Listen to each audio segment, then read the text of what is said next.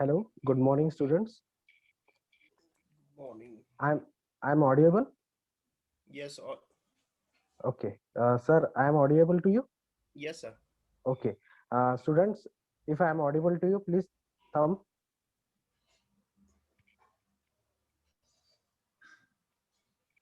Okay. Uh, Now we start with the today's program. So good afternoon to everyone. First of all, I pay my tribute to the Dr. Panjabra Deshmukh alias Bhausaheb Deshmukh and founder of this college, Babasaheb Sangludkar, and also my pay tribute to founder of science faculty Dadiji. On the behalf of Department of Physics, I am Dr. Sushil Charpe, convener of this online guest lecture series in physics. Welcome to today's guest speaker, Dr. P.D. Shirbhate sir, and dear students. On the occasion of Science Day in 2021, we the Department of Physics, J.D. Patil Sangludkar Mahavidyalaya, Daryapur, with collaboration of Amravati University Physics Teacher Association, organized the guest lecture series in physics from 22nd February to 28th February. So this is our introduction to our lecture series.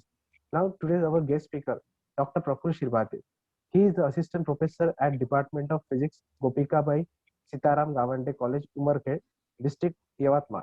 He did his post graduation and PhD from the Government Vidarbha Institute of Science and Humanities in 2008 and 2014 respectively. He attended many national and international conferences. He published many research paper articles in reputed journal. He is the member of OCTA, Indian Spectroscopy Society, New Delhi. Also, he is the reviewer of Pearson publication, New Delhi. He wrote the BSc second year semester 4 textbook of physics, which is published by OCTA. Therefore, before joining the Gopikabai Gawande College, he serves many reputed engineering college in Nagpur from uh, last 5 years. So, such a good teaching experience.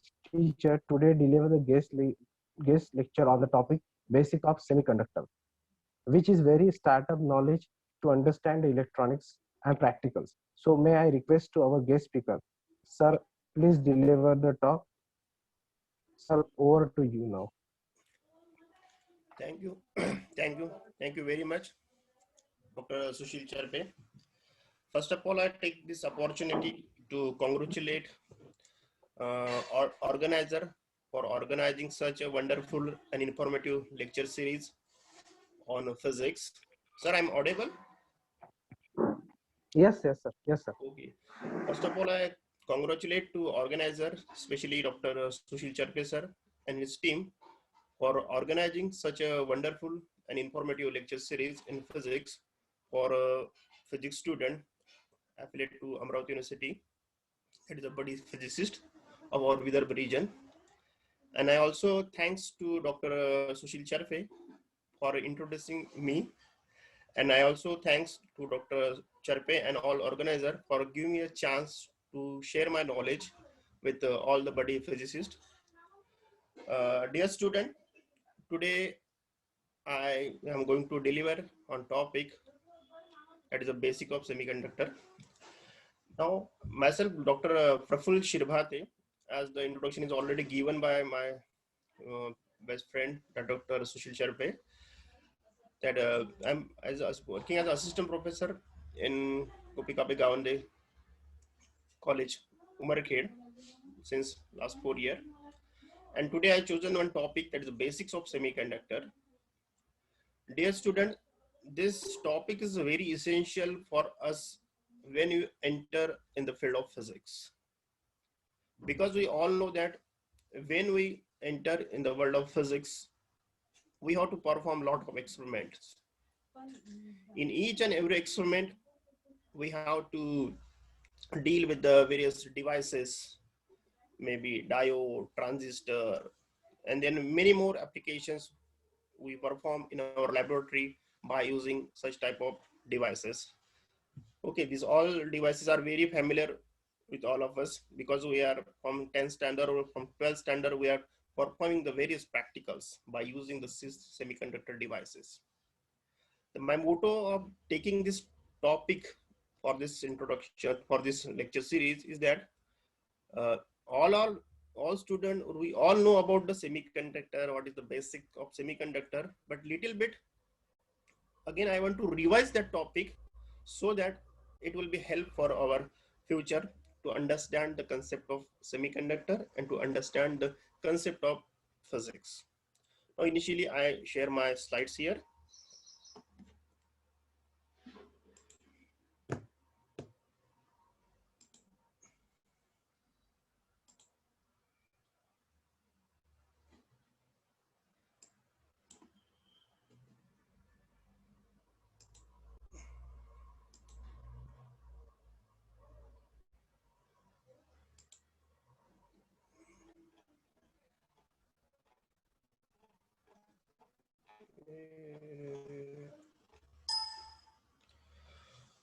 Okay, is it visible to all?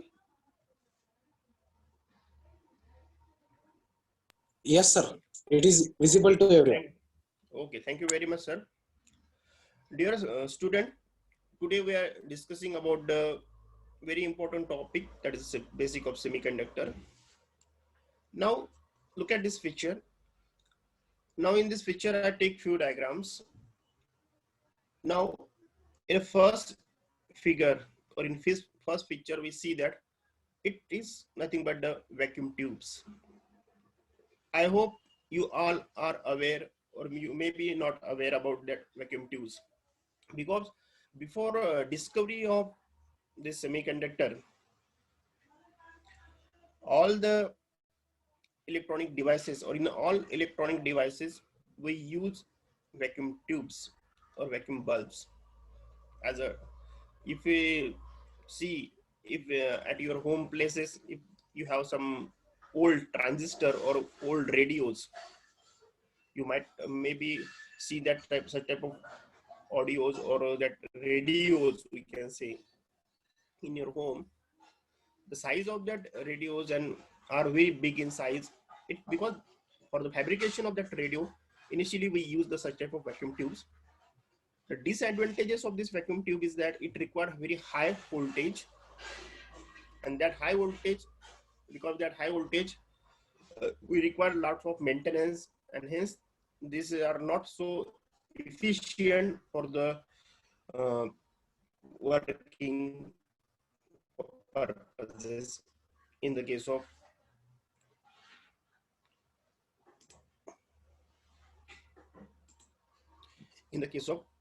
electronic devices. But once the discovery of semiconductor was takes place, then by using the semiconducting material, various devices are prepared or fabricated by using that semiconductor material, such as diode, a transistor, then IC.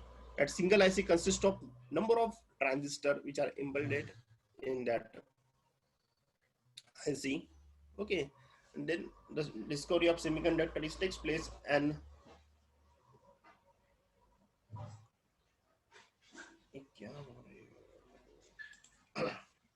very interesting devices will be prepared by using that semiconductor materials. Now, dear student, we start over the topic. Now we know that if you consider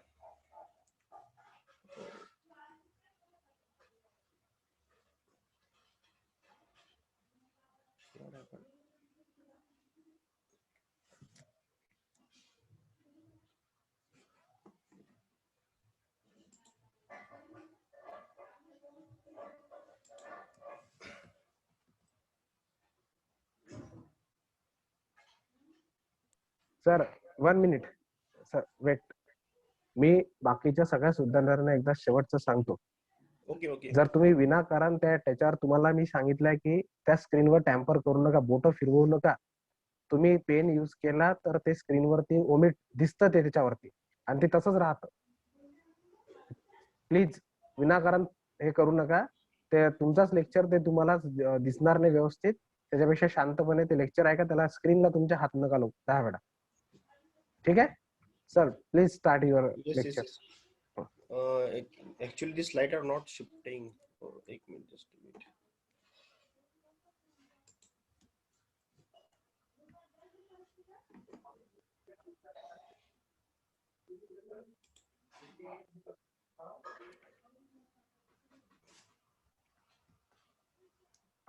Yes, sir.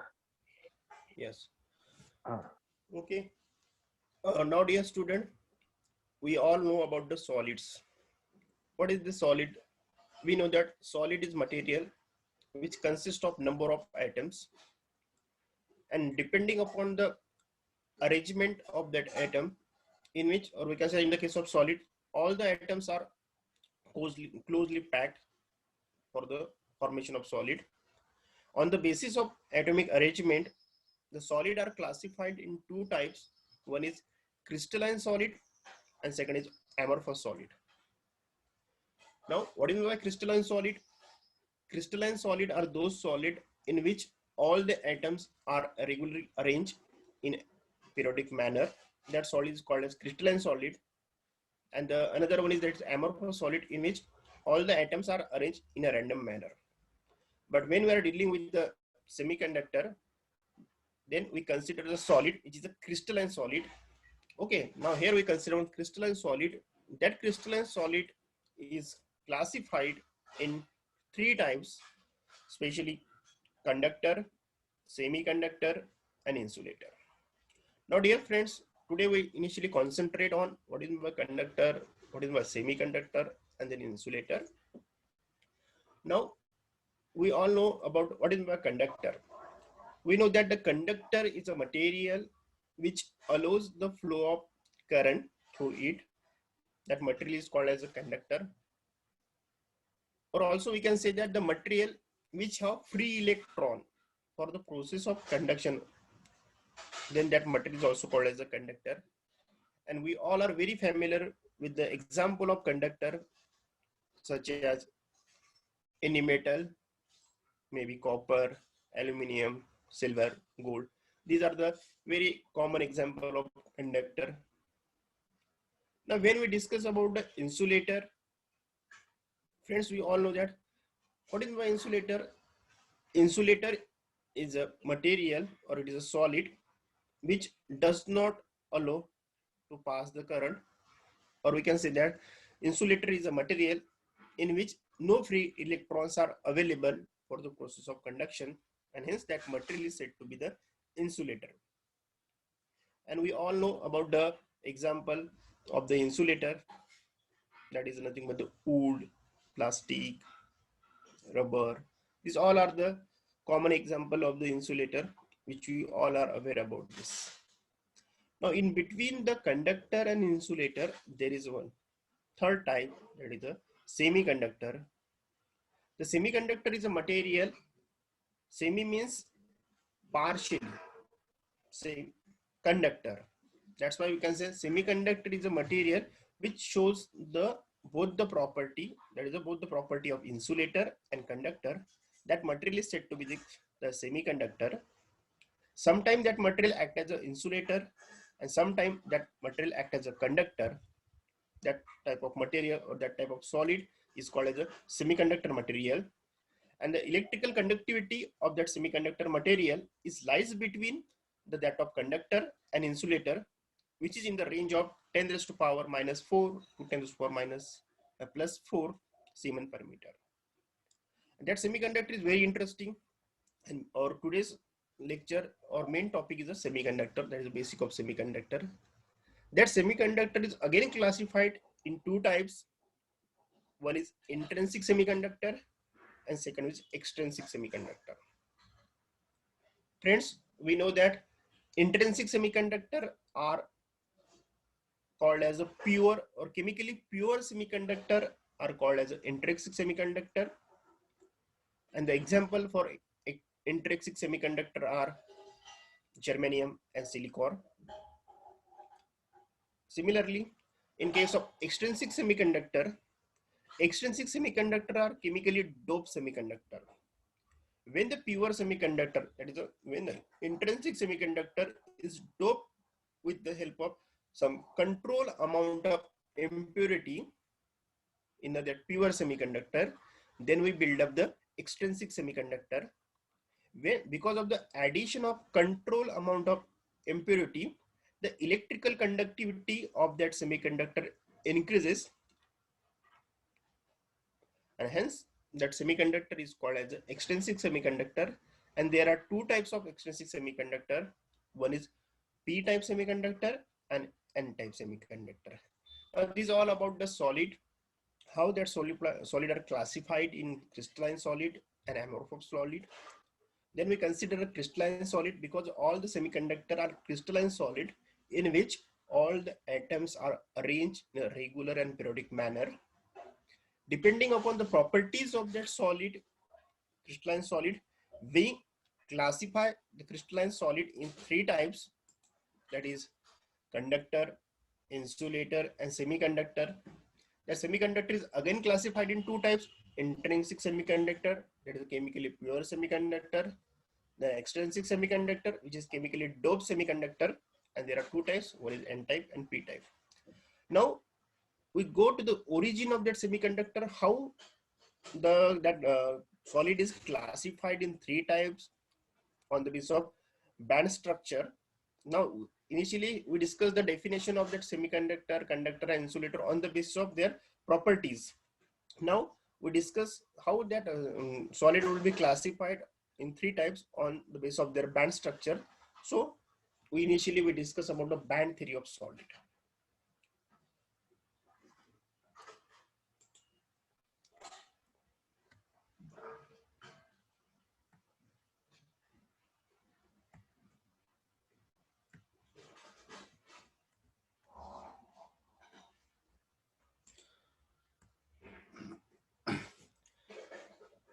Now, dear friends, if you consider any solid, that solid consists of number of atoms, and all the atoms are distributed, or all the atoms are very closely packed to form the solid.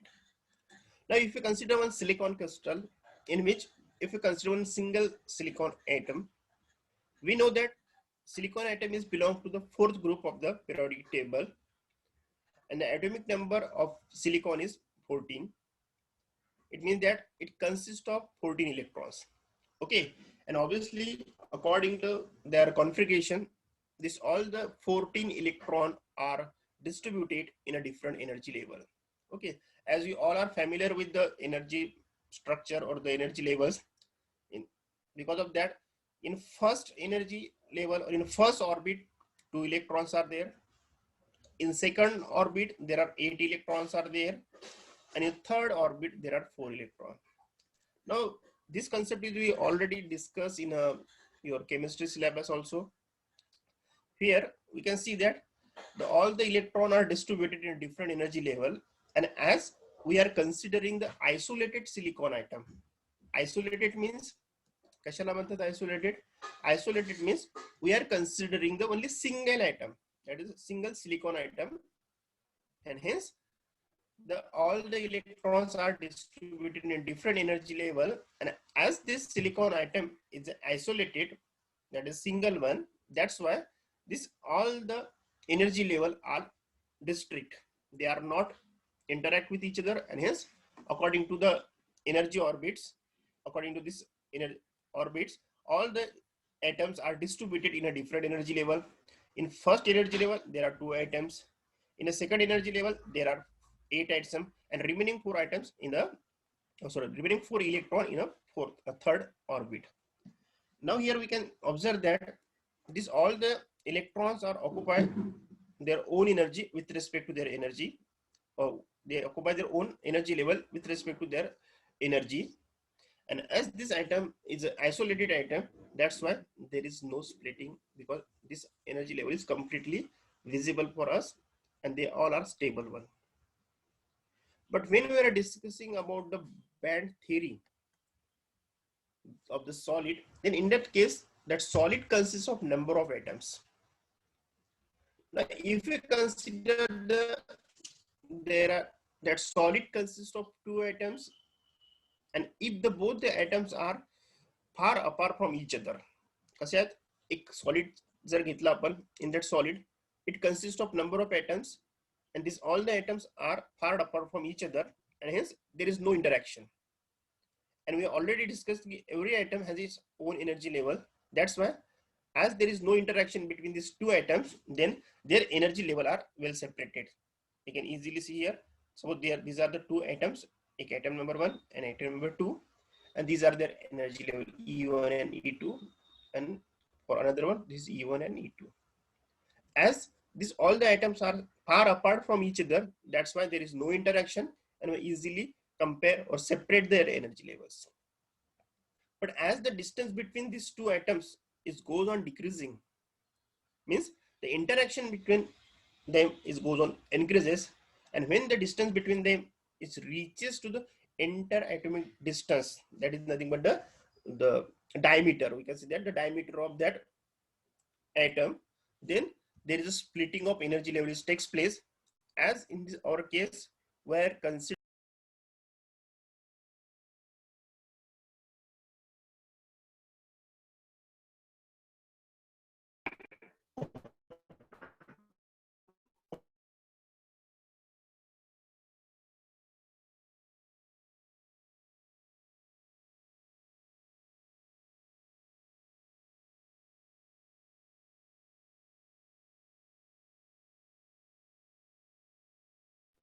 Sir ते थोडं चुकून तुम्हाला unmute झाला, please mute unmute mute करा.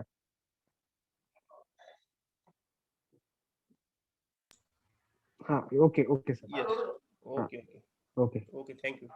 Now as we are considering only two atoms, that's why this single energy level will be split into two energy level E1 dash, E1 double dash, similarly E2 dash, E2 double dash.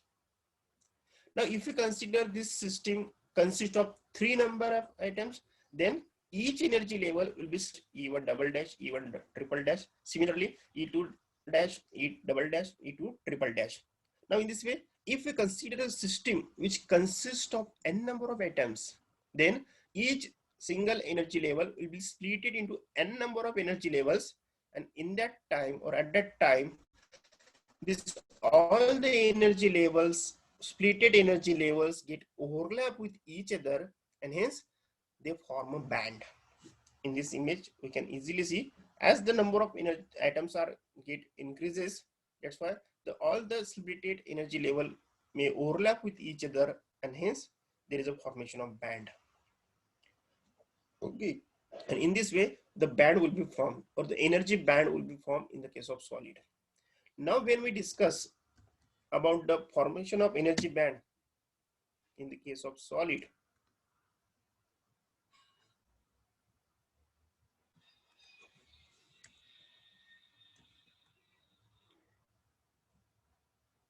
it take more time to change the slide. Sir, if your window is not legal, so that problem is appear, I think.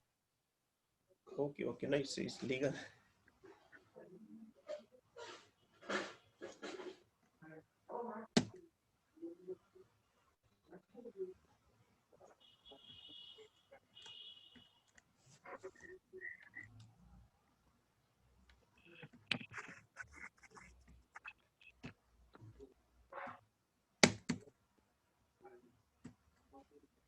Just a minute, I will.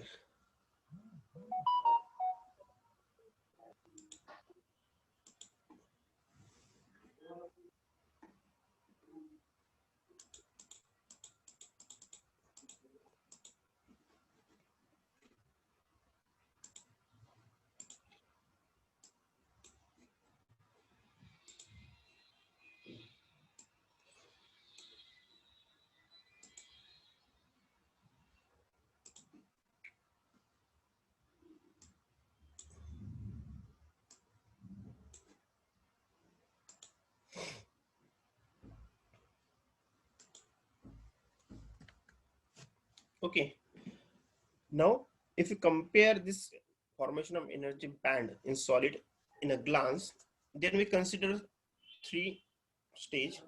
Now in first case we are considering these are the distinct energy level of an isolated atom. This is one generalized case where we are considering one particular atom which consists of the number of electrons. These are the few electrons in 1s orbit, second 2s orbit, then 3, then 2p, 6 electrons are present. And as the second diagram shows the energy splitting with respect to the interatomic distance. As the interatomic distance is going on decreasing and decreasing, the energy level will be less splitted, as we already discussed in the previous slide. And when the interatomic distance between these two atoms, or between the n number of atoms, is reaches to the A0, where A0 is nothing but the interatomic spacing, then there is a formation of bands. And in this case, we are considering, because these are the few energy levels, these are the core energy levels which are inside that atom, and that electron or that orbit never take part in the process of conduction, because always in the process of conduction only valence electron will be take part.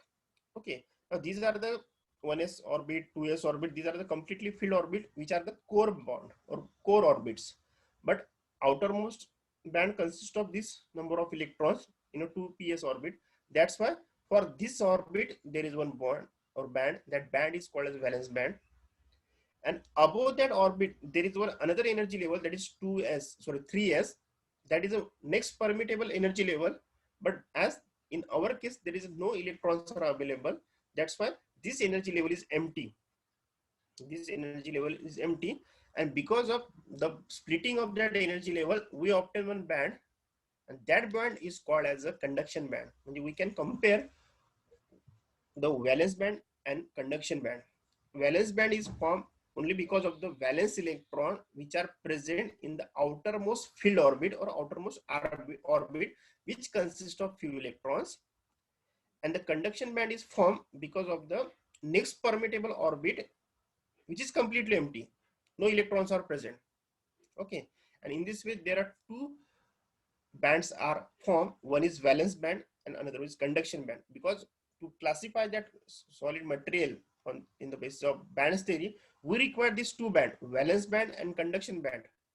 But my motto is to explain how that band will be formed and how we can explain or classify the solid on the basis of this band diagram. Okay, now in this way the bond formation will be takes place only because of the, as this atom go closer and closer to each other, then there is a splitting of the energy levels takes place, and because of the splitting we obtain the number of energy levels, and this all the energy level get overlap with each other, and because of that overlapping there is a formation of bands, and that bands are called as valence band, and the completely filled uppermost band is called as a conduction band. Okay, the same concept will be applicable for the silicon, that is semiconductor cluster. Okay, now in this case we can easily see that these bands will be formed, and because of the splitting in which lower band is completely filled, that band is a valence band, and upper band is completely empty, that band is nothing but the conduction band. Okay, now we go to the main point. What is my valence band and what is my conduction band? Now we all are clear about which band is called as the valence band. Okay, we know that the band formed by the series of energy levels containing the valence electron is called as valence band, because when we discuss about the formation of energy level, where we found the band which is formed because of the valence electron in the outermost or most orbit, that band is called as the valence band. And remember student, that band is completely filled or partially filled with the electron. It's depending upon the atomic configuration of that electron, how many electrons are present, or the number of electron will be depends. And hence we can simply say that it may be the completely filled or it may be the partially filled. And what is my conduction band? Conduction band is nothing but the next permittable energy level or next permittable energy band for the electron. From where that electron will become?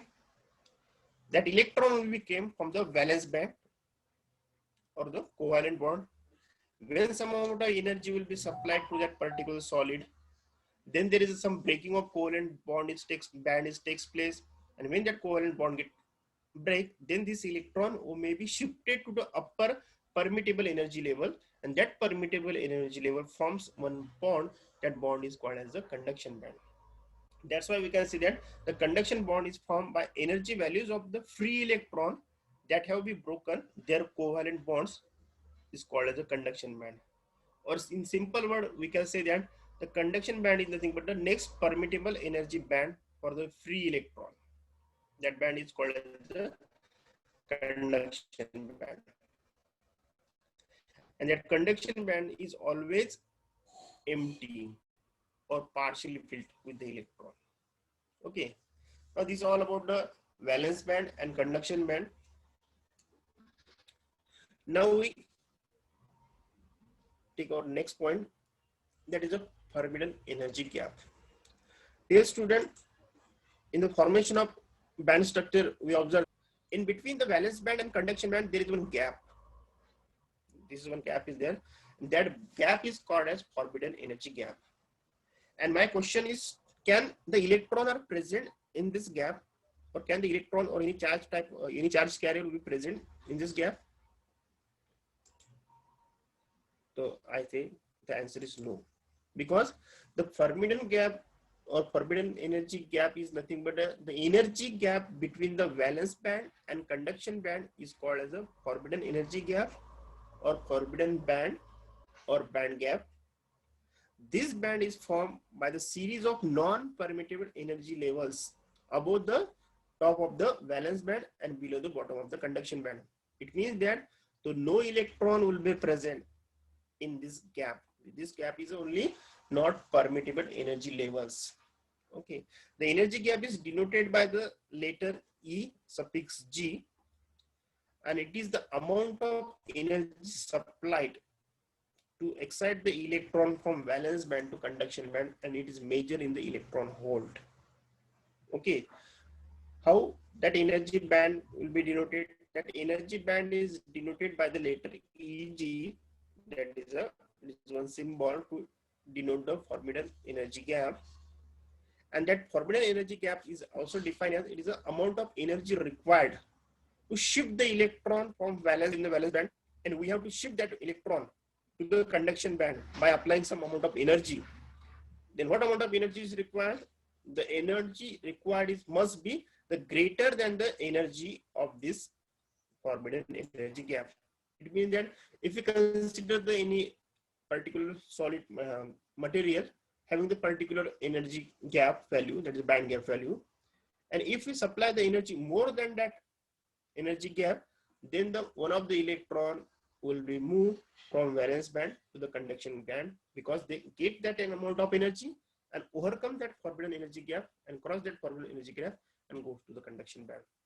For generally for a germanium semiconductor, the value of band gap is 1.1 electron volt, and for silicon it is 0.72 electron volt. This is about the Pyramidal energy gap.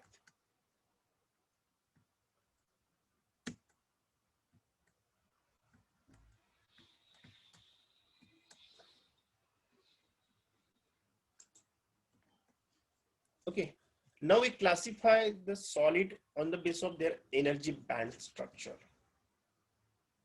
Now in the figure we easily see, as we already discussed, that solid are classified in three types. One is insulator, conductor, and semiconductor. Now initially we discussed about the insulator. The insulator, in the case of insulator, valence band and conduction band are separated by very large energy gap. It means that the Pyramidal energy gap is having the very higher value.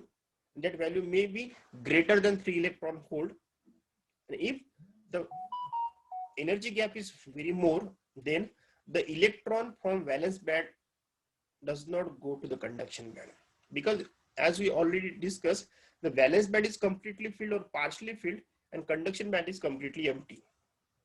Now when we require that material will flow or obey the flow of conduction, or obey the conduction of electricity or conduction of that electron, then we require the free electron. And now in this case, no electrons are available. It means that we have to supply some energy to the valence band so that the electron from valence band goes to the conduction band. But as the energy gap is very large, that is a greater than 3 electron volt, it means that it required more amount of energy to break the covalent bond and make a free electron in a conduction band. and it is not possible. Generally, it is not possible. That's why that material is called as an insulator. That's why on the basis of band theory, the insulator are those material in which valence band and conduction band are separated by a very large energy gap. That type of material is called as an insulator. Now, when we discuss about the conductor, now in the case of conductor, conduction band and valence band both are overlap with each other. Now, in the case of conductor, valence band and conduction band both are overlap with each other. Now, when these both the band are get overlap with each other, now we know that the valence band is completely filled or partially filled. Conduction band is completely empty. Now, when these two bands get overlap with each other, it means that the electron from valence band can easily go or easily shift to the conduction band because both the bands are overlap with each other, and hence we can say that in that case or in that type of solid, the electrons are easily available for the process of conduction, and hence that solid is called as a conductor. And in this case, the energy gap for the conductor is always 0 electron volt, or it is very small, maybe point. In case of some metals, it's 0.1 electron, 1 or 2 electron volt. Generally, we can see that it is a 0 electron volt because the conduction band and valence band are overlap with each other. Now we move to the third, that is a semiconductor. Now in the case of semiconductor, again valence band is completely filled, conduction band is completely empty, and these two bands are separated by a small energy gap. The very small energy difference between the valence band and conduction band is there, and that value is less than 1.5 electron volt. As that energy gap is very small, when some thermal energy will be applied to that type of solid, then the electron present in the valence band or the atom gain the energy, that is thermal energy, and start to vibrate, and during that vibration it released some energy, or the electron gain the energy, and when that electron gain a sufficient energy which is greater than the energy gap, that energy is greater than the band gap, then it breaks the covalent bond and goes to the become a free electron and goes to the conduction band. Now at that time, free electrons are available in the conduction band, and hence we can say that that material will be act as the semiconductor. Okay, now in this way, on the basis of band theory, we classify the material in three types. One is insulator, conductor, and semiconductor. Now we know that the semiconductor are again classified in two types, as we already discussed, that is nothing but the intrinsic semiconductor and extrinsic semiconductor. Dear student, we know that intrinsic semiconductor are chemically pure semiconductor is called as intrinsic semiconductor. Example are germanium and silicon. And extrinsic semiconductor are the conductor or the semiconductor who are doped or which are doped with some control amount of impurity, that is external impurity, or as an extrinsic semiconductor. And there are, depending upon the doping purpose, there are two types of semiconductor. One is p-type semiconductor and another one is a n-type semiconductor. And the another term is there, that is we are doping. The doping is nothing but is the process of adding the impurity into the intrinsic semiconductor is called as a doping. Okay. Now in this way, we discuss about all about the general part of our topic, that is basic of semiconductor, how the solid are classified in a different category, that is crystalline solid and semi-crystalline solid, that is amorphous solid. Then we classify that crystalline solid in two types or three types: conductor, insulator, and semiconductor. Again, we classify the semiconductor in two types: intrinsic semiconductor, extrinsic semiconductor.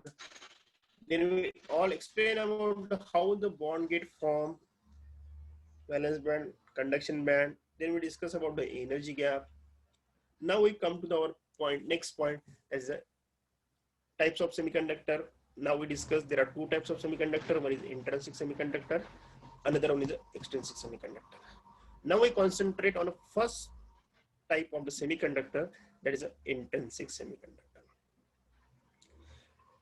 Dear friends or dear student, we know that intrinsic semiconductor is nothing but the chemically pure semiconductor, right? An example for that intrinsic semiconductor are silicon and germanium.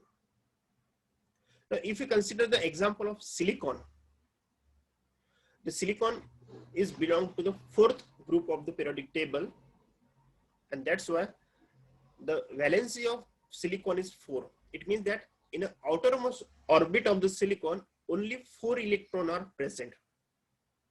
And when we consider the silicon solid, in that case, all the silicon atoms are distributed in a regular manner, because this is a crystalline solid, and hence all the 4 outer electron will be form the covalent bond with the another electron of the neighbor silicon atoms, and it complete the structure. And at a room temperature, we can say that, or at a 0 degree Kelvin, all the valence electron or all the outermost electron are form their covalent bond with the neighboring silicon atoms, and hence we can say that at T equal to 0 degree Kelvin, no free electrons are available in the conduction band. All the electrons are form their covalent bond, and they all are present in the valence band. If you see this energy band structure at a T equal to 0 Kelvin, at that time, all the electrons are form their covalent bond with the neighboring electrons of the neighboring silicon atoms, and hence there is no free electrons are available for the process of conduction, and hence at a T equal to 0 degree Kelvin, that semiconductor or that intrinsic semiconductor is act as an insulator. What I'm saying, at T equal to 0 degree Kelvin, that material or that intrinsic semiconductor act as a insulator. As the temperature of that system, or we apply some temperature to that semiconductor material, then some of the electron gain the energy or gain the thermal energy and break their covalent bonds. When they break their covalent bond, then they shift to the conduction band. Now here we can see that when we supply some energy, when the temperature is greater than the 0 degree Kelvin, then some of the electron present in the valence band break their covalent bond, and when that energy gained by that electron is sufficient or it is greater than the value of the band gap, then it shifted to the conduction band. Now we can easily see that if the one electron break their covalent bond and goes to the conduction band, then how many electrons are present in the conduction band? We can see that only one electron. कारण झालं कसं, एका electronic covalent bond break केला आणि तो gained sufficient amount of energy and goes to the conduction band. It means that when one electron shift to the conduction band, at the same moment one deficiency of electron is created in the valence band. काय होता है, जेव्हा एक electron conduction band break करतो, covalent bond break करतो and gain and sufficient energy and goes to the conduction band, it means that one electron is present in the conduction band. At the same moment as that electron is moving from valence band to conduction band, one deficiency म्हणजे एक इलेक्ट्रॉनची कमतरता त्या valence band मध्ये तयार होईल. That deficiency of electron is nothing but the hole. If the two electrons break their covalent bond, goes to the conduction band, then two electrons will be available in the conduction band. At the same time, two deficiency of electron will be created in the valence band. It means that we can say that in case of intrinsic semiconductor, number of excited electrons are equal to number of holes, which is a very important point for semiconductor purpose, or this is very important point for the exam point of view also. Because what is by intrinsic semiconductor? Intrinsic semiconductor are chemically pure semiconductor. First thing. Second thing is that at a 0 degree Kelvin, that intrinsic semiconductor is act as an insulator. Why it is act as an insulator? Because no free electrons are available for the process of conduction. And hence that semiconductor is act as an insulator at T equal to 0 degree Kelvin. But at the temperature is increases, maybe up to the room temperature, then some of the electron present in the valence band break their covalent bond, gain the sufficient amount of energy and shift it to the conduction band. In this case, the number of electron excited or going to the conduction band are created same number of deficiency in the valence band, and hence we can say that in the case of intrinsic semiconductor, number of excited electron is equal to the number of holes, and hence we can say that for intrinsic semiconductor, the number of electron is equal to number of hole, where n is the number of electron and p is the number of film. And this is very important point for the intrinsic semiconductor. And as the electrons are available at a higher temperature in the conduction band, that's why at a higher temperature there is a formation of electron and hole pair, and hence that electron or that semiconductor will be act as a conductor. Okay, now this is all about the intrinsic semiconductor. And at a T equal to 0 degree Kelvin, it is completely insulator. At a room temperature or the temperature greater than the 0 degree Kelvin, it has a conductor because there are few electrons or the free electrons are available for the process of conduction. And the best example or the very typical example for the intrinsic semiconductor are silicon and germanium. Okay, I hope you all are understand about what is my intrinsic semiconductor. Now, if you compare this diagram here we can see that when this electron bonds are get break here, then one hole and one free electron is be created, where this is the free electron and this is the hole, and hence here the number of free electrons will be created, which is equal to the number of holes. Now our next point is nothing but the extrinsic semiconductor. Now we know that what is by intrinsic semiconductor. Intrinsic semiconductor is nothing but the chemically pure semiconductor is called as intrinsic semiconductor. Now, when the chemically pure semiconductor is doped with some control amount of specific impurities, then that semiconductor is called as extrinsic semiconductor, because we are adding some external impurity to the pure semiconductor. Then that semiconductor is called as extrinsic semiconductor. That extrinsic semiconductor is also called as a dope semiconductor, because we are doping something or we are doping some specific amount of impurity to enhance the conductivity of that material. And that such type of semiconductor material or such type of semiconductor is called as a extrinsic semiconductor. They are chemically doped semiconductor. And the process of adding is all know that the process of adding impurity is called as a doping, and the atoms that are used as a for the doping purpose, it's termed as a dopant. Okay, that atom is called as the dopant. Dear friends, we know that our pure semiconductors are belong to the fourth group of the periodic table, that is they are tetravalent, that is the silicon and germanium. And when this silicon and germanium are doped with the another dopant atoms, that's why we use a specific type of dopant. Generally, as that germanium and silicon, that is a pure semiconductors, belong to the fourth group, we prefer the doping element from the third group and fifth group. Means we use a pentavalent atom and trivalent atoms. The pentavalent atoms having those atoms having the valency the 5. The example are arsenic, phosphorus, and antimony. Similarly, the trivalent atoms means those atoms which have the valency only 3, such as indium, aluminum, and boron. When pentavalent impurity is added, it consists of 5 electrons. When trivalent impurity is added, it consists of 3 electrons or 3 valency. And depending upon the doping material used, that extrinsic semiconductor is again classified in two types. One is N-type semiconductor and another is P-type semiconductor. Now we discuss about the N-type semiconductor. Now to form the N-type semiconductor, initially we consider the pure semiconductor, that is a silicon.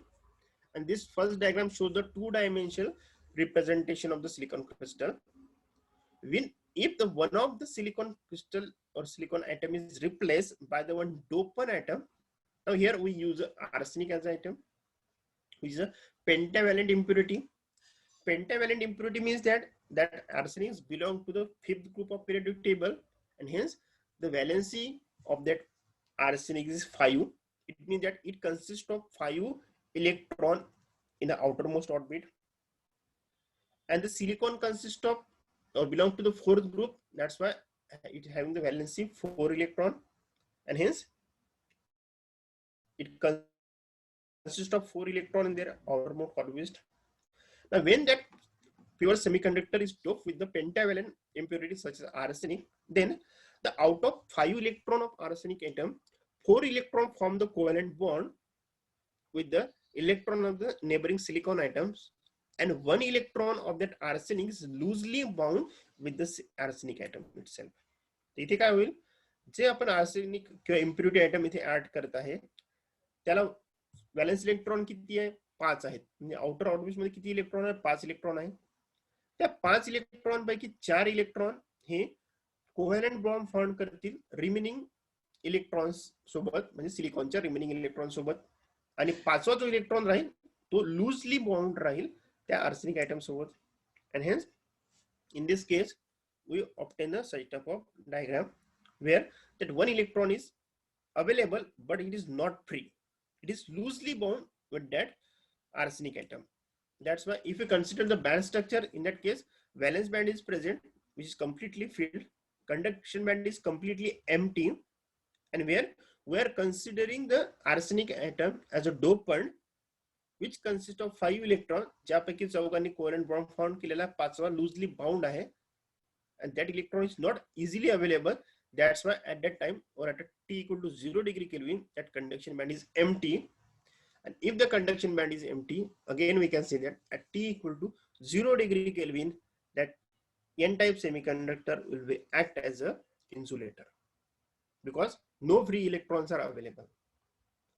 But as the temperature increases, or as that electron gains some energy, or as the temperature increases because of the thermal energy, this fifth electron, which is loosely bound with the dopant atom, that is a arsenic atom, it lose that loose bond or break that bond, and hence then that electron is available, and that electron goes to the conduction band.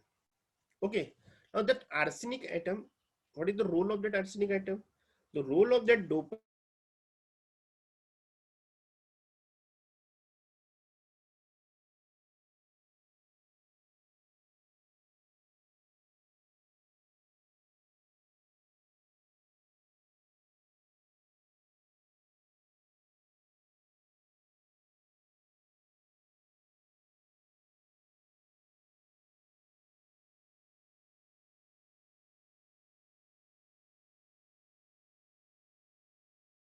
donor impurities.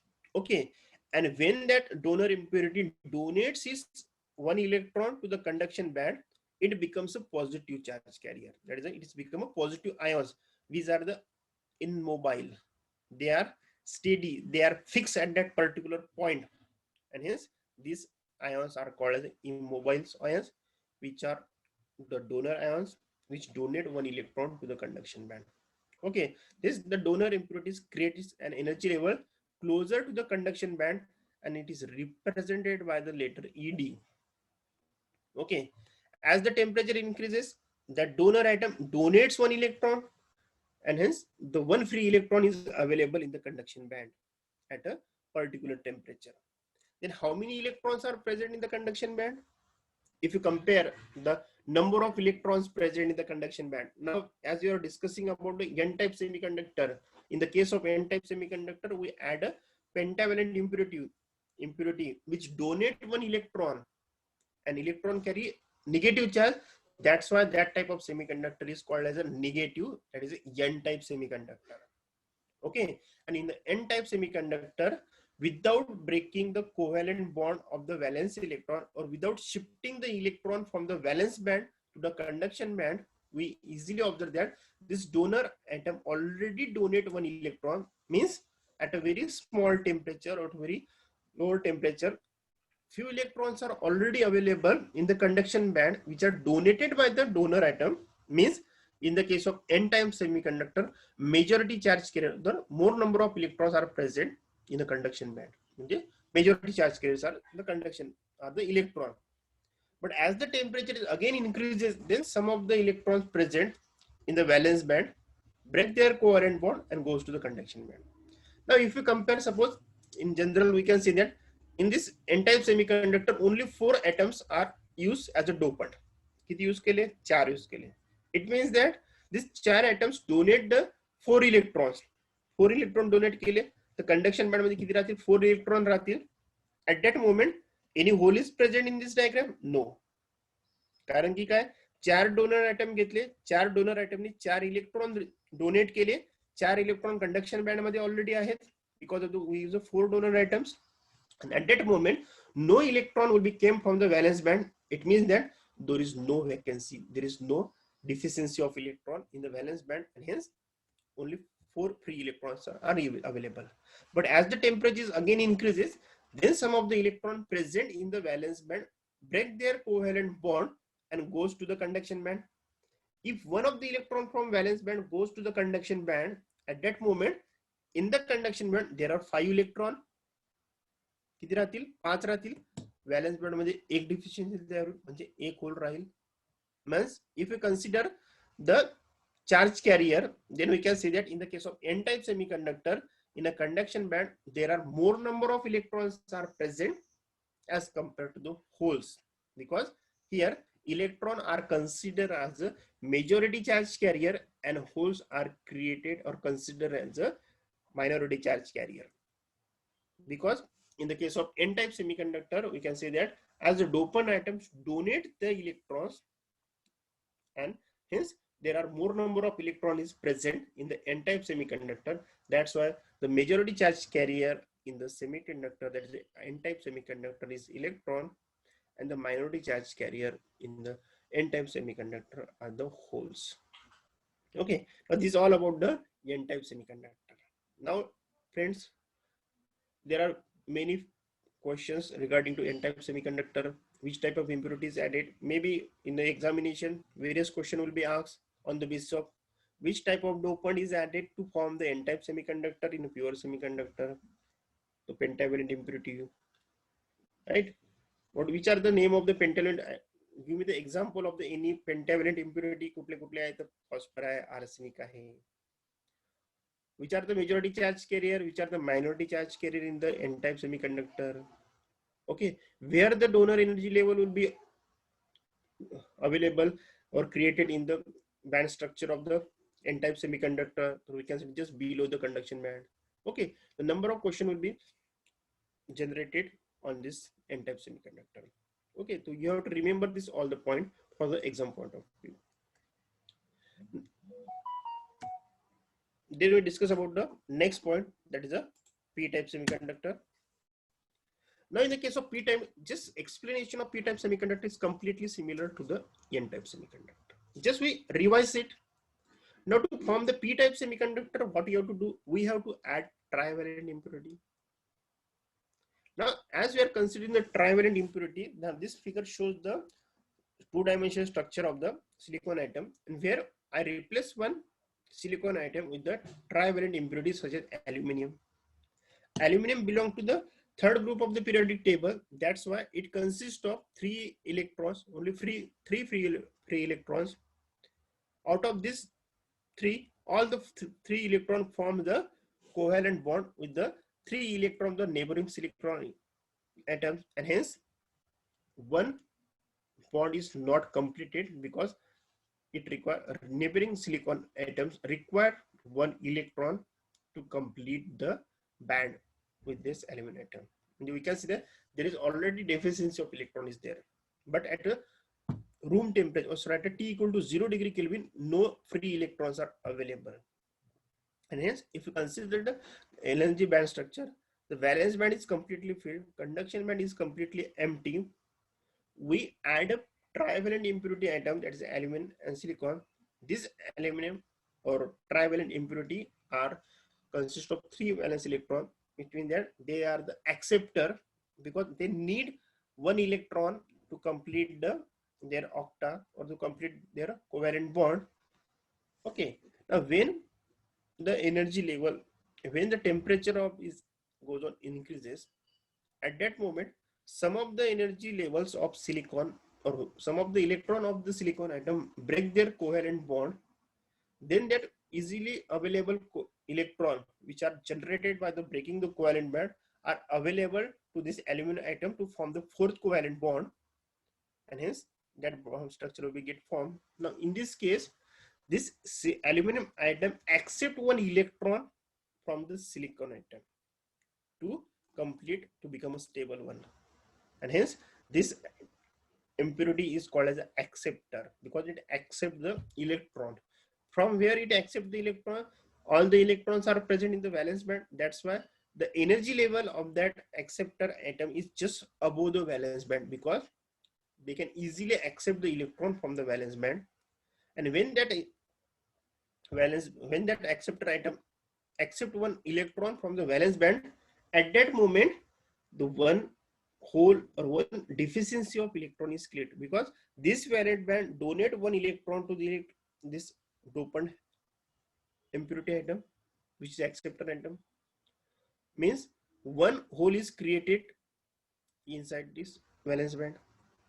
If we consider this system is doped with the 4 acceptor atom, then we can say that 4 electron will be donated to this acceptor atom. Means at a certain temperature, all the 4 electron when shifted to when accepted to the acceptor atom, then the 4 holes will be created in the valence band.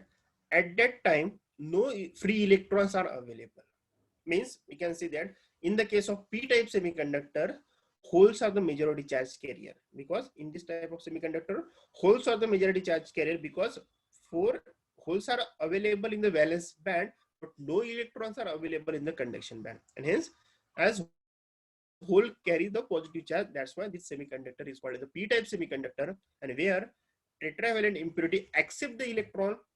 That's why this impurity is called as an acceptor, and the energy level of this acceptor atom is like just above the valence band, because they are accepting the electron from the valence band, and is denoted by the energy level EA.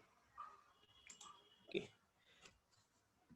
and hence we can say that the p-type semiconductor, in the case of p-type semiconductor, the holes are the majority charge carrier and electrons are the minority charge carrier, and the acceptor atoms or the energy level or acceptor atoms is just below the valence band or just above the valence band.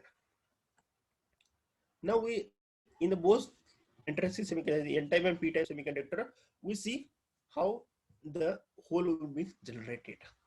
Now we see what is the concept of hole. Now we know that when the hole is generated in the case of semiconductor, we observe that in n-type and p-type semiconductor, when one of the electron breaks its covalent bond and shifted to the conduction band, at that time 1 deficiency of electron is created in a valence band, and that deficiency is called as a hole. Suppose if you consider such type of diagram, in this case we can see that these are the few energy, these are the one of the part of the energy level where these are the few electrons is there, and one of the electron from this is already shifted to the conduction band. Then 1 deficiency is created here, and that deficiency is nothing but the hole. Therefore hole is nothing but the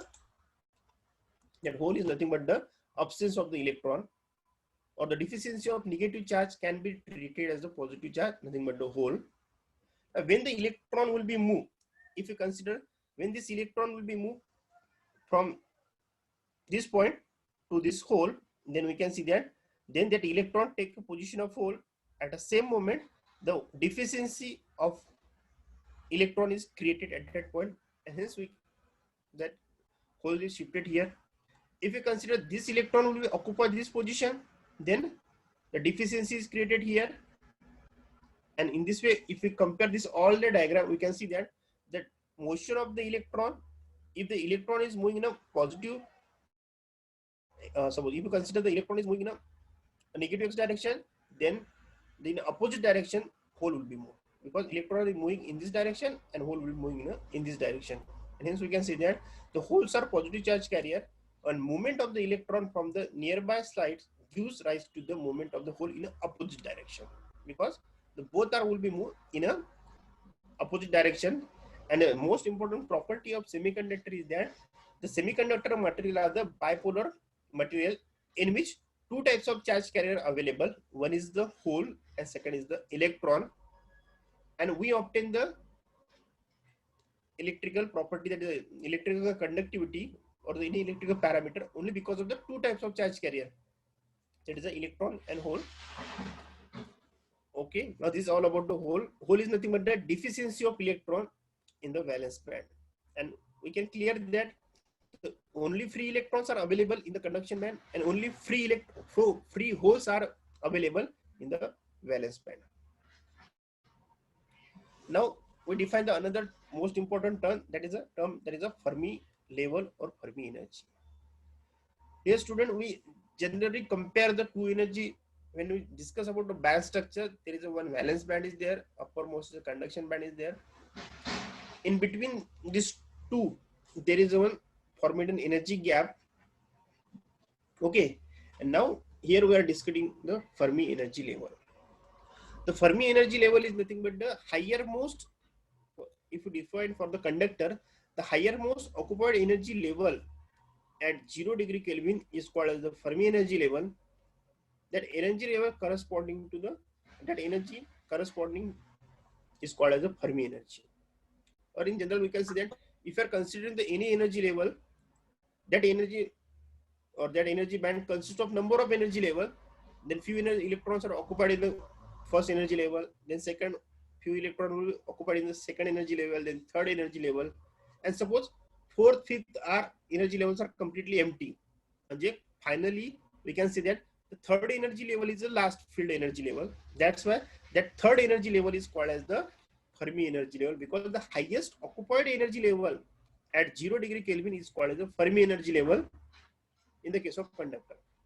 And now in the case of semiconductor, the Fermi level is called as a reference energy level, that is corresponding to the center of the gravity of the conduction band and the valence band. Means we can say that in the case of semiconductor, the Fermi energy level is exactly at the center of the valence band and the conduction band. Means we can say that the Fermi energy level is exactly at the middle of the conduction band and the valence. Maybe in the case of valence, the forbidden gap, we can see that exactly at the center, the Fermi energy level will be lying. Now, on the basis of this concept, we can compare the Fermi energy level in a P-type semiconductor and N-type semiconductor. Now, in the case of, if you consider the N-type semiconductor, now in the case of N-type semiconductor, we add donor impurities. This donor impurity atom donate the electron to the energy level, also to the conduction band. Initially, this conduction band is completely empty at T equal to 0 degree Kelvin. When the temperature is 0 degree Kelvin, at that time, the conduction band is completely empty. As the some temperature goes on increases, this donor impurity atom donates some electron to the conduction band. Means the number of electrons is more in the conduction band as compared to the number of holes in the valence band, because the number of electron in the conduction band are greater than the number of holes in the valence band, because we know that in N-type semiconductor, electrons are the majority charge carrier. And if you compare the energy of that electron with the energy of holes, and as we are defining, the Fermi energy level is the reference energy level, which is lie exactly at the middle of the conduction band and the valence band. As the number of electron in the conduction band is more in number as compared to the valence band, That's why that Fermi energy level is shifted towards the conduction band with the temperature. That's why you can say this Fermi energy level will be shifted towards the conduction band. Similar case will be occur in the P-type semiconductor. In the case of P-type semiconductor, number of holes in the valence band are greater in number as compared to the conduction band. Electron in the conduction band, that is, number of holes are greater than the number of electron, and so the Fermi level is shifted towards the valence band. And in that case, that Fermi level will be shifted towards the valence band with respect to temperature. Okay, this is about the Fermi energy level in N-type and P-type semiconductor. Now after that we discuss about the PN junction diode. We all know about the PN junction diode. The PN junction diode is known as a semiconductor diode. The PN junction diode is formed when P-type and N-type semiconductor are joined metrologically. That is, if you consider two blocks of semiconductor, one is P-type and another is N-type. When they are joined together, then there is a formation of PN junction diode. But for the fabrication, we consider the one semiconductor material. In one part we add a pentavalent impurity, in another part we add a trivalent impurity, and then there is a formation of the PN junction diode. Okay, the most important property of PN junction diode is that it allows the current in one direction and oppose the current in another direction. Okay, and that property is called as a rectifying action. That's why the PN junction diode is always used as a rectifier. Okay, now this diagram shows the physical structure of the PN junction diode. When the one part of semiconductor is doped with the pentavalent impurity, then we obtain the N-type semiconductor. In another is doped with the trivalent impurity, we obtain the P-type semiconductor. And in between these two, there is one junction. That junction is called as a PN junction, and this is also called as a depletion layer. In general, that P-type semiconductor is called as anode, and N-type semiconductor is called as a cathode. And this is a physical structure, actually. And if we are going to consider that PN junction diode for the circuit, then in that case we obtain such type of circuit symbol, where one arrow head is there, and on that one straight line is there. This terminal is called as the cathode. This terminal is called as the anode. Okay, and this is a circuit symbol. Now we see how that PN junction will be get formed. Dear student, for the formation of PN junction diode, we consider the semiconductor material. We divide it in two parts. In the first part, we add a trivalent impurity so that there is a P-type semiconductor is offered. In another part, we add a N-type semiconductor. We form the N-type semiconductor by adding the pentavalent impurity. When we compare this N-type and P-type semiconductor, we know that the holes are majority charge carrier and electron are minority charge carrier in a P region. Similarly, the electron are a majority charge carrier and holes are the minority charge carrier in an N region. It means that in both the region, in P region, holes are in more in number, in N region, electrons are in more in number. It means that there is a concentration variation is occur, or concentration gradients is occur in between these two regions, and because of that, there is a movement of electron from one region to the another region takes place. And at the boundary, this is generally occur at the boundary, that is at the junction, and hence because of that, the excess number of the electron near this junction will recombine with the electron from the N region recombine with the hole in the P region and get disappear. Similarly, the hole from the P region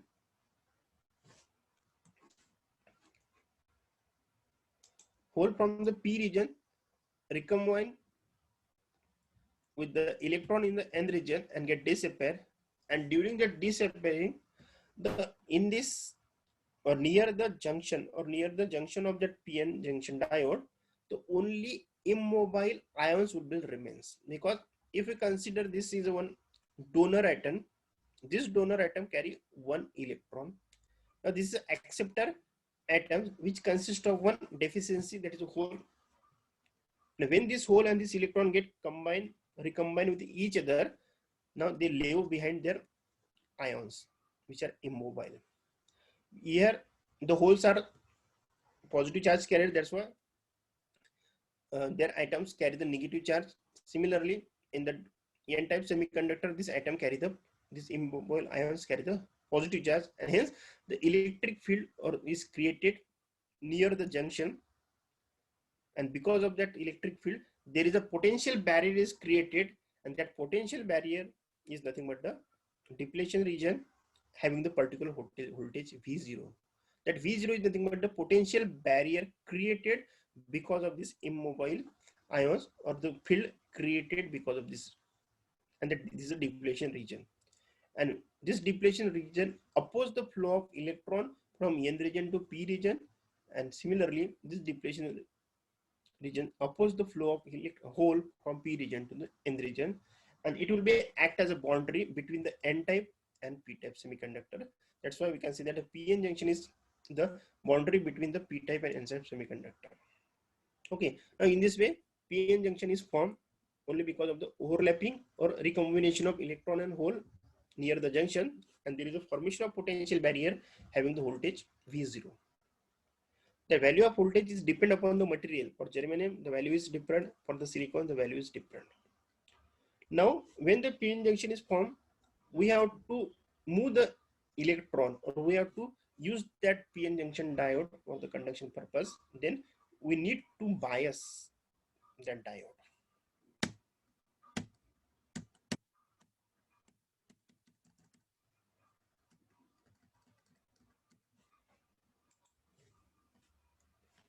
Now, when we discuss about the forward biasing of the PN junction diode,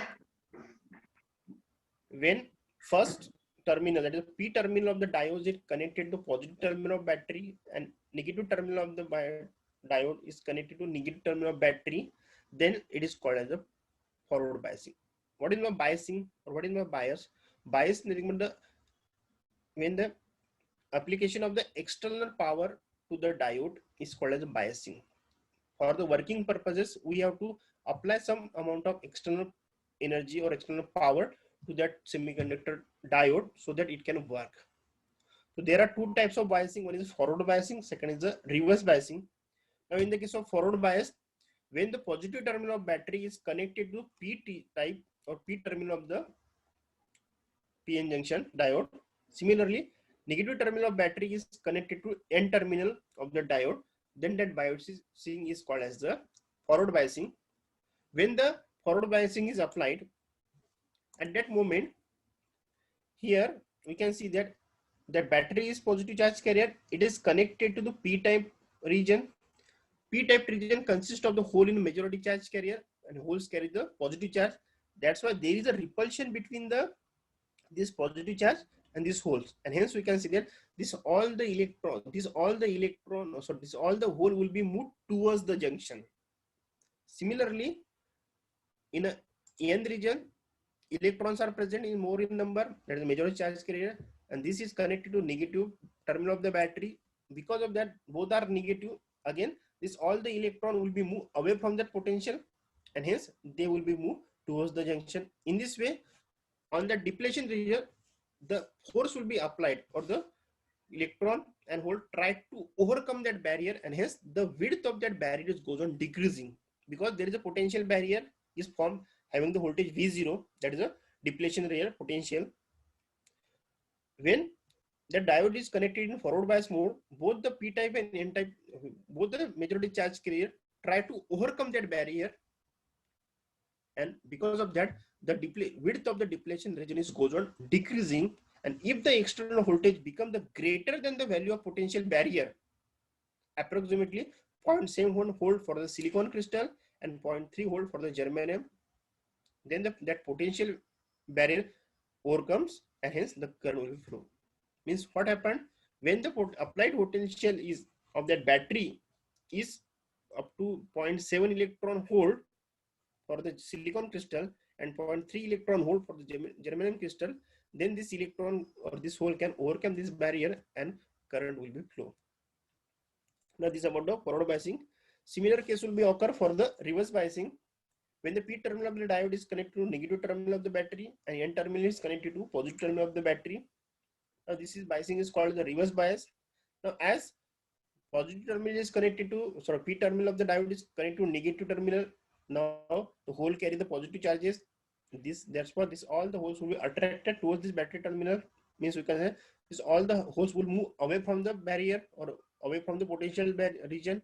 Similarly, electron from this n region also move away from that potential barrier, and hence the width of the depletion region goes on increases. Means that in the case of reverse biasing mode, the very few amount of or very small amount of current will be flow, and in the case of forward biasing, the current will be flow because of the majority charge carrier. In the case of reverse biasing, current will be flow because of the minority charge carrier. That's why that diode will be also used as a switch, open switch circuit and closed circuit. That is another example of the diode is nothing but the switch. For one first example is there's a rectifier, there's application of the diode is rectifier, and then there is a switch. Now we discuss the last point about today's topic, that is the VI characteristics, nothing but the voltage current characteristics. Now when we discuss about the forward biasing and the reverse biasing of the PN junction diode, we see that when the forward bias, when we connect the positive terminal of the battery to the P region and negative terminal of the battery to the N region, then that diode is set to the forward bias. Now this is the graph for the forward biasing. Now as the applied external voltage increases slowly from in the point wise value 0.1, 0.2, 0.3 in this way, then we can observe that when you are performing the practical, up to the particular voltage no current will be flow.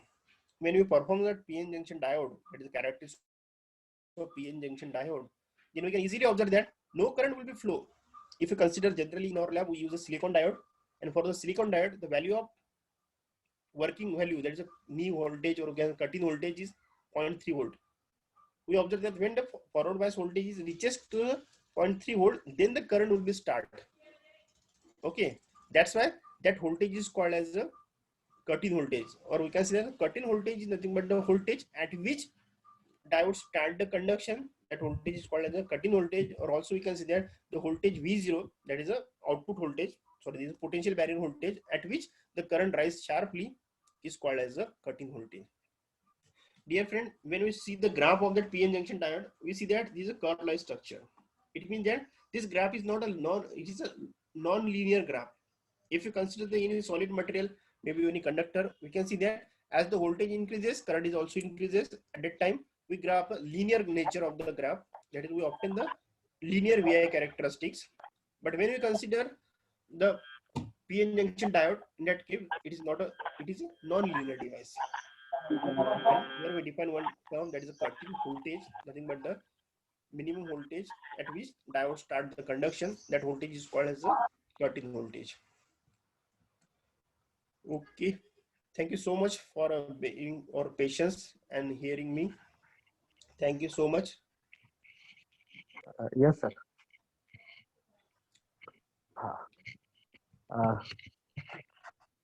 Thank you, sir. Any questions? For your yes, sir.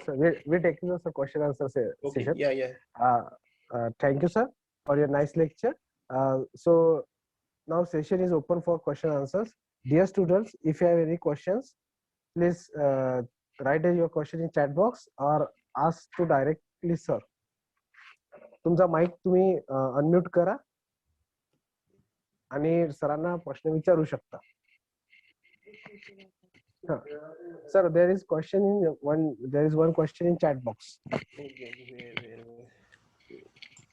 Below the your screen. Yes, I want to.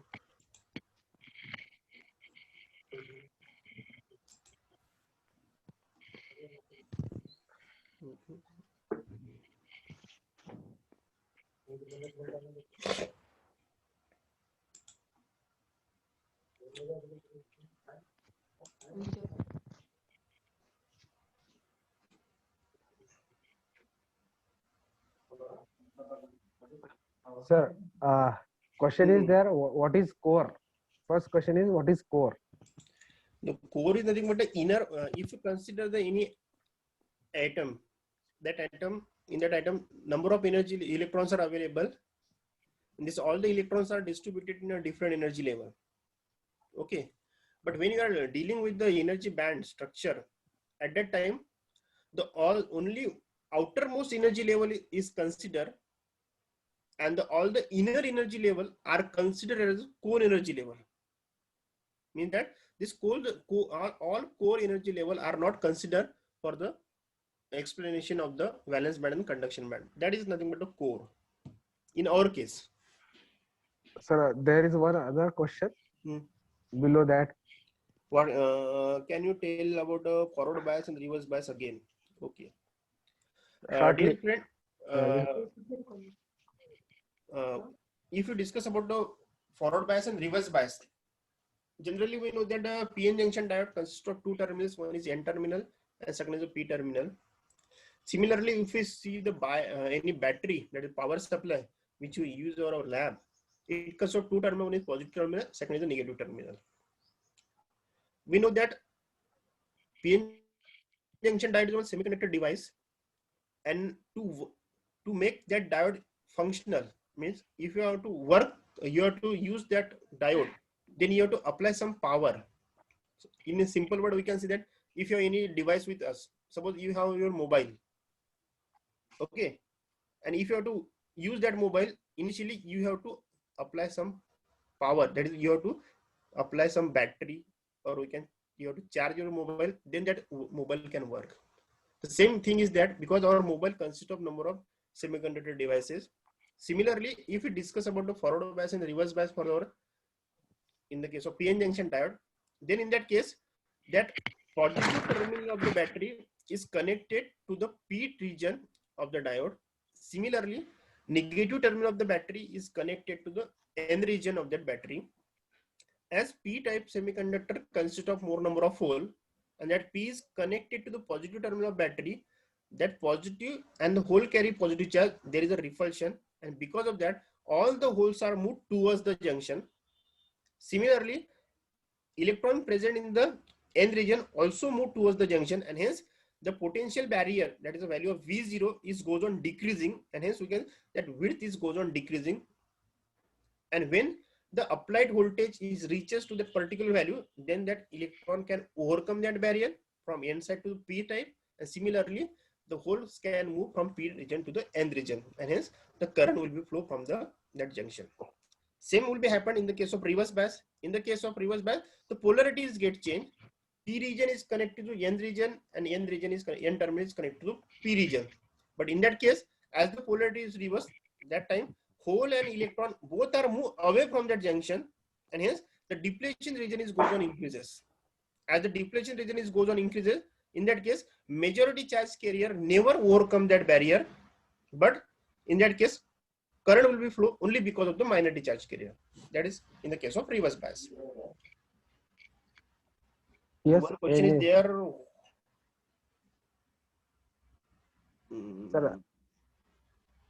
Sir, there is the question that how the Fermi level and Fermi energy used in PN and N-type semiconductor. Fermi level, now there are, I explained two definition. In the case of semiconductor, I define the Fermi level is nothing but the reference energy level in between the conduction band and valence band, which is lie exactly at the center of the valence band and the conduction band. Okay. Now, when we are dealing with the Fermi energy level for the P-type semiconductor and N-type semiconductor, I give you one simple example. Maybe this is very helpful to understand the concept of Fermi energy level. Suppose I consider two tank. दोन पाण्याचे tanks घेतल्या, एकाला म्हणतो मी P, दुसऱ्याला म्हणतो N. Okay. Now in the first tank, water level is very high. एकामध्ये water level खूप जास्त आहे, दुसऱ्यामध्ये water level खूप कमी आहे. एक P आहे, दुसरी N आहे. जसं A म्हणून की दुसऱ्याला B म्हणून. पण in general P आहे तर P म्हणतो, N आहे तर N म्हणतो. Okay. Now both are internally connected with the one tap.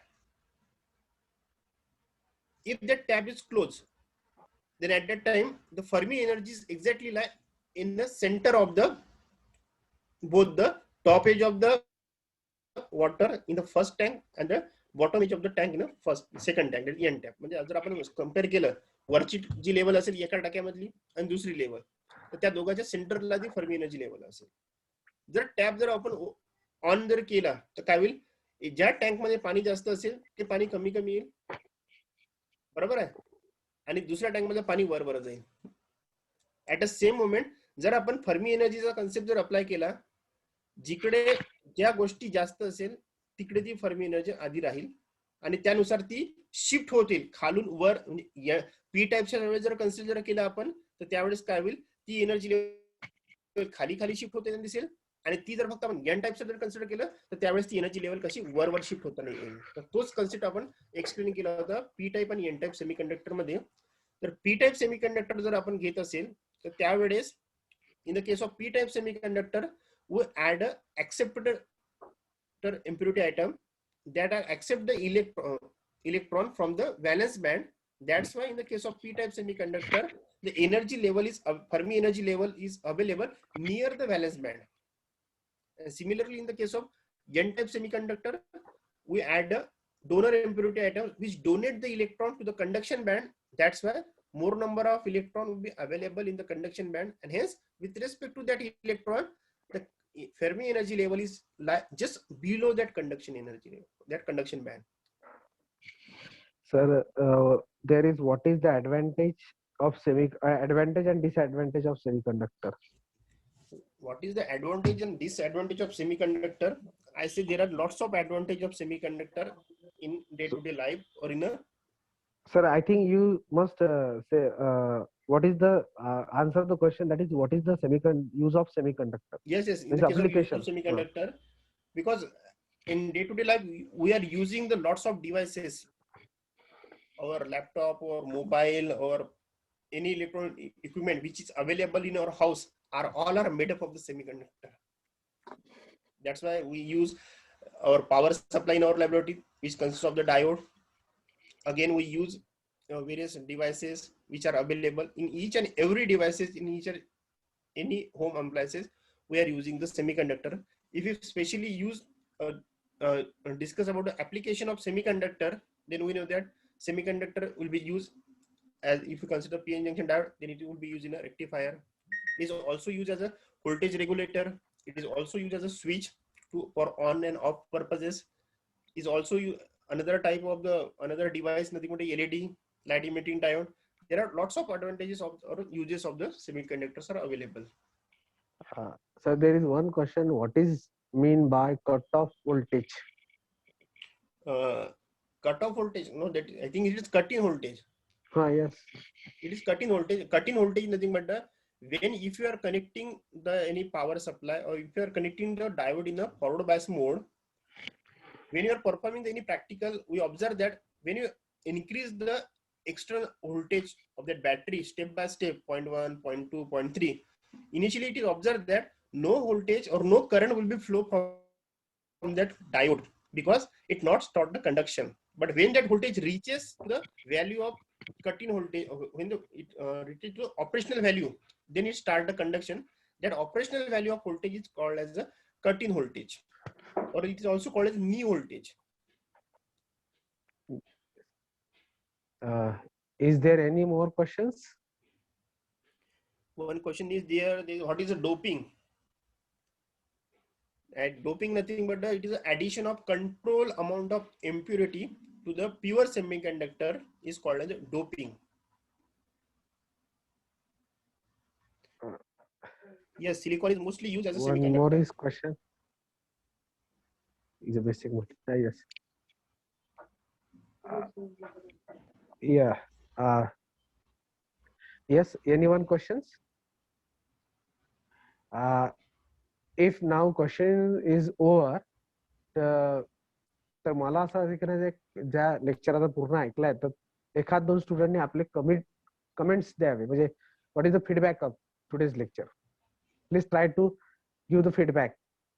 Feedback देणं पण शिका.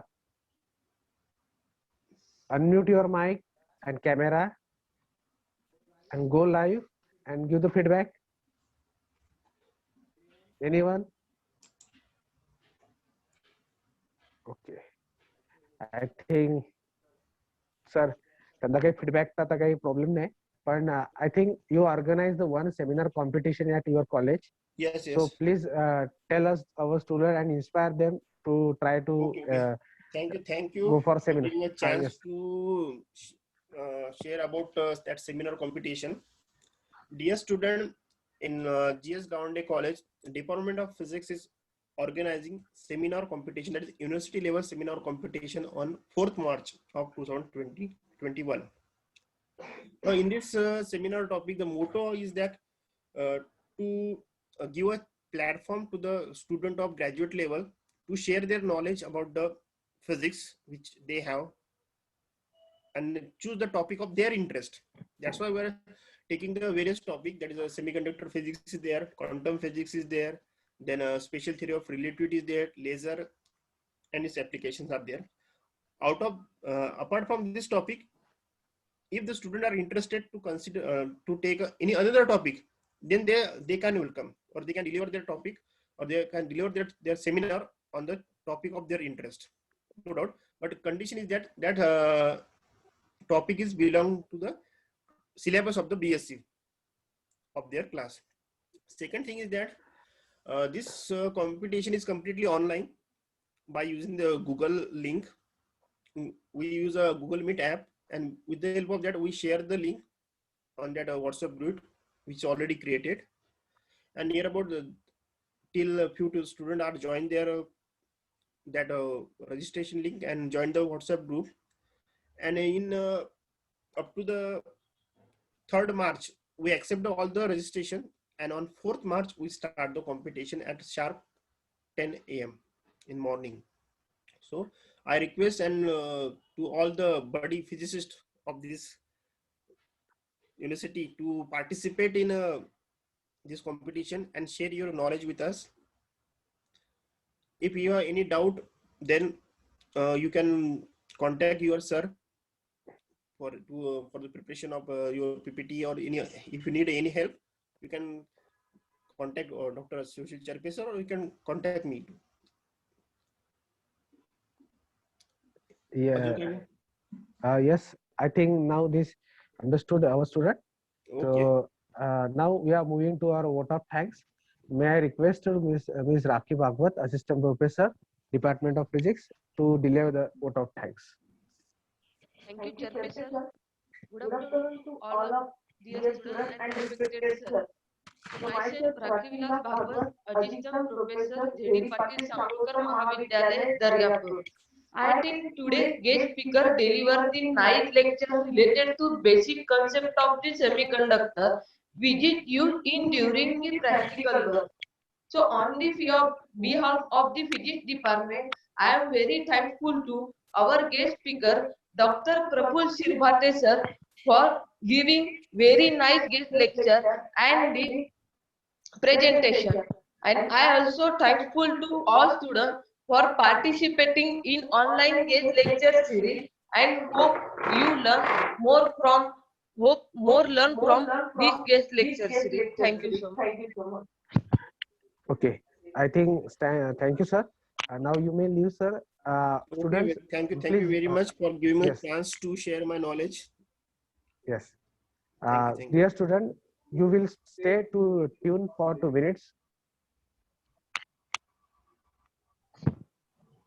Dear student, you will stay for 2 minutes. Or I will move. Yes, sir. You may leave. Okay, thank you for inviting Thank me you. and Thank giving me you, a thank chance to share my knowledge with all the very disciplined student of your college. Thank you so much, and all the students, best of luck for your upcoming examination. Thank you so much. Thank you, sir. Okay. Now, dear students, आता सरांनी तुमची चांगली तारीफ केलेली आहे, तर असाच तुमचा रिस्पॉन्स मला पुढच्या लेक्चर मध्ये पण पाहिजे. आज तुम्हाला बेसिक सेमीकंडक्टर काय असते, म्हणजे what is the basic idea about the semiconductor. Now you get the theoretical knowledge, okay, and first device or first component you know now, that is PN junction diode. Okay, now PN junction diode कसं working करते, काय करते, हे तुम्हाला सगळं माहित झालं असेल आज.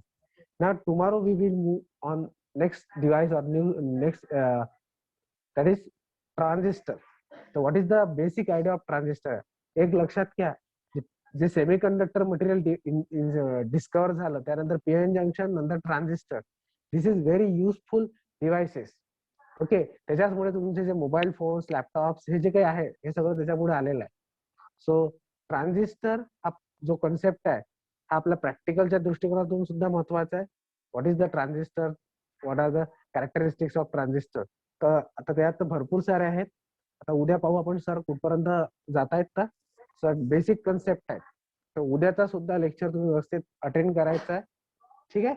सो थँक्यू डिअर स्टुडंट्स, तुम्ही पार्टिसिपेट करता.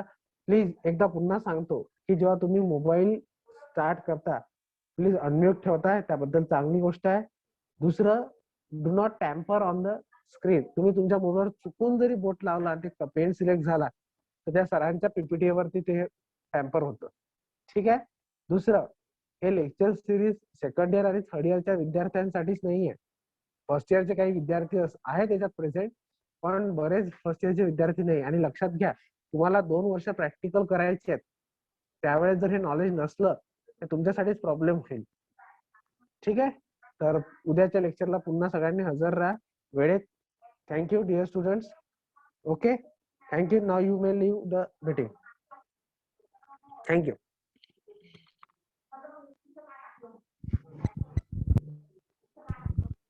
आवाज लेट येतो सर. आपण बोलल्यानंतर एक सेकंड झालं.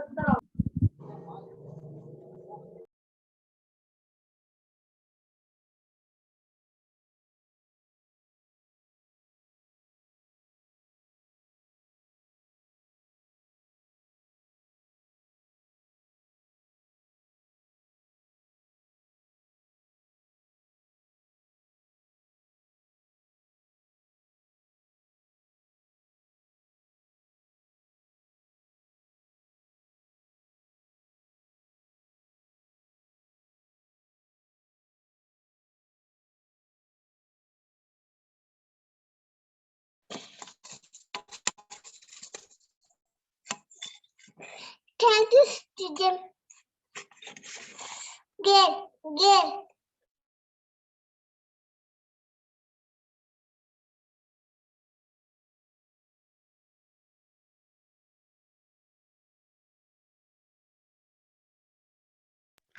ए बरीजा, अनम्यूट कर.